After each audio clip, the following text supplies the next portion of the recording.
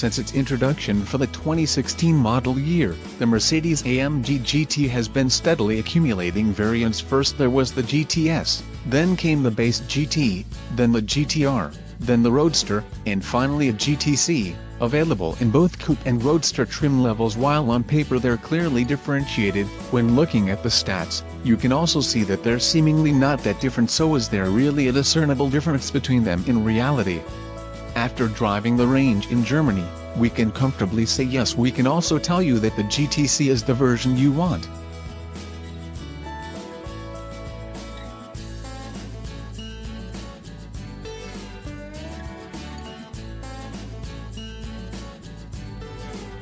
The Mercedes-AMG GT C is the happy medium between the track-hungry GTR and the lesser GT and GTS versions. This is clear even just by looking at the car. Though it shares the normal nose of the entry-level GTs, the GT C has the widened hips of the GTR. The rear bumper is unique to the GT C, since it features extra vents like those on the GTR, but not the full diffuser and center exhaust. This blend of normal GT and GTR on the outside sets the stage for how the car drives. Under the hood is the familiar twin-turbocharged 4.0-liter V8 used across the GT line.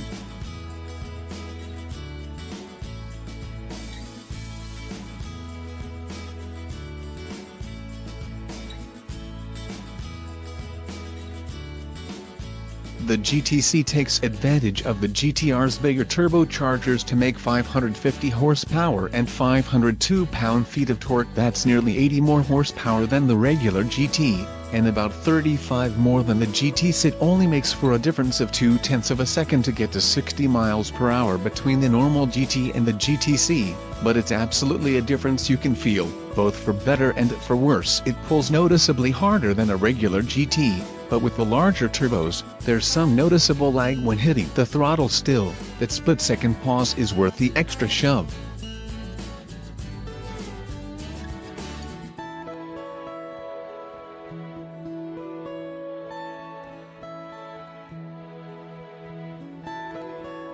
The GT C's engine also breathes through a standard AMG performance exhaust, which is an option on lower-spec GTS. Even if you don't spring for a GT C, this exhaust should be considered required. The simple fact of the matter is that the 4.0-liter Mercedes V8 isn't as charismatic as, say, the supercharged V8 in the F-Type SVR, or the flat plane crank-equipped Shelby GT350. It's effective, but mildly characterless. You know it's a V8, but you couldn't tell where it came from.